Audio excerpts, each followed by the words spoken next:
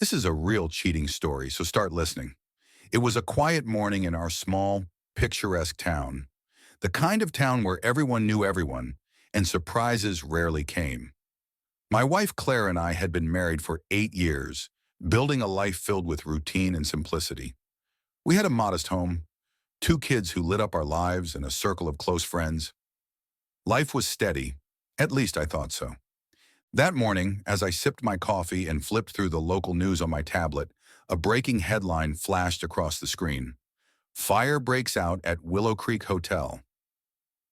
The Willow Creek Hotel was a landmark in our town, a grand structure that hosted events, travelers, and the occasional high-profile visitor. But more than that, it was a place Claire frequented.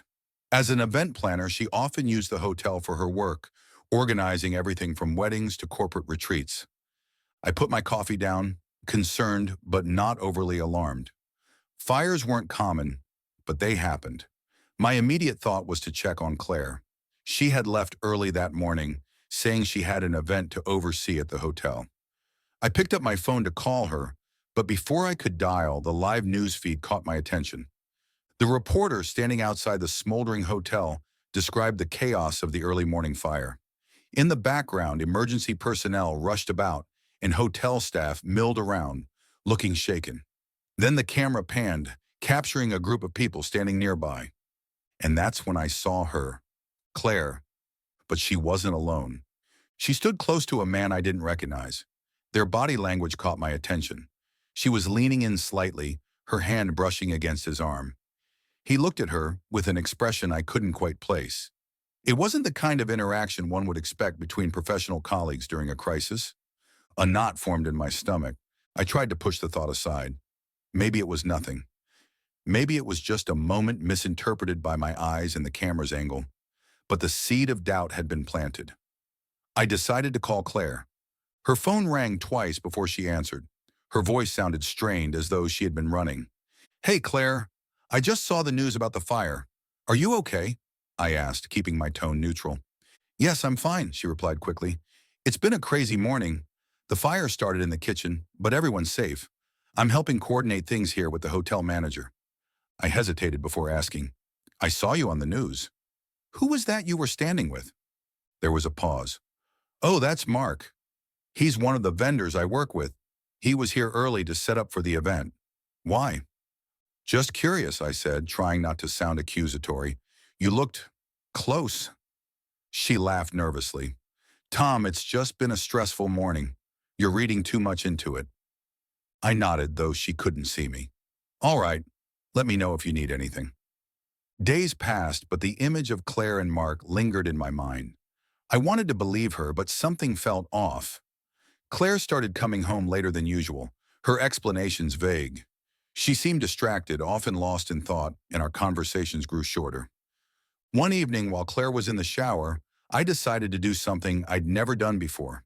I checked her phone.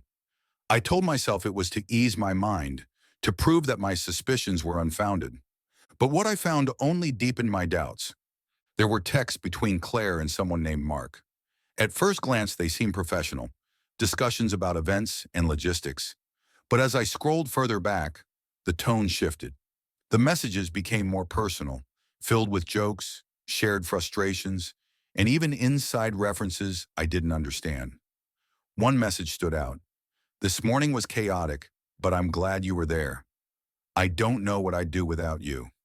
That night, I couldn't hold it in any longer. As we sat in the living room after dinner, I turned to Claire. "Claire, we need to talk," I began, my voice steady but firm. She looked up from her book, surprised. "What's wrong?" "I've noticed things have been different lately," I said. "You've been distant, distracted, and I saw the text between you and Mark." Her face turned pale. "You went through my phone?" she asked, her voice a mix of shock and anger. "Yes, I did, and I wouldn't have if I didn't feel like something was wrong." She sighed, setting her book aside. "Tom, it's not what you think." "Then tell me what it is," I said, my heart pounding. "Because from where I'm standing, it looks like there's something going on between you two." Claire hesitated, then finally spoke. "Mark and we've become close, but it's not what you're thinking. It's not an affair. He's been a support for me during stressful times at work. That's all. I wanted to believe her, but her words didn't fully reassure me. Claire, if there's nothing going on, why does it feel like you're pulling away from me? She looked down, tears welling up in her eyes. I don't know, Tom. Maybe I've been so caught up in work that I've let our relationship take a back seat. I never meant to hurt you. The conversation was a turning point. We both admitted that we had let our connection weaken over the years. Claire agreed to set boundaries with Mark and prioritize our relationship. We decided to attend couples counseling to work through our issues and rebuild the trust that had been shaken. Over time, things began to improve. Claire became more present, and we rediscovered the bond that had brought us together in the first place. It wasn't an easy journey, but it was worth it. Months later, as we stood together watching our kids play in the backyard, I realized how far we'd come. The fire at the Willow Creek Hotel had been a catalyst, not for destruction, but for change. It forced us to confront the cracks in our relationship and rebuild stronger than before. Life in our small town continued, as predictable as ever. But now I knew the importance of nurturing the love and trust that held our family together. If you like it, please subscribe, like, and comment.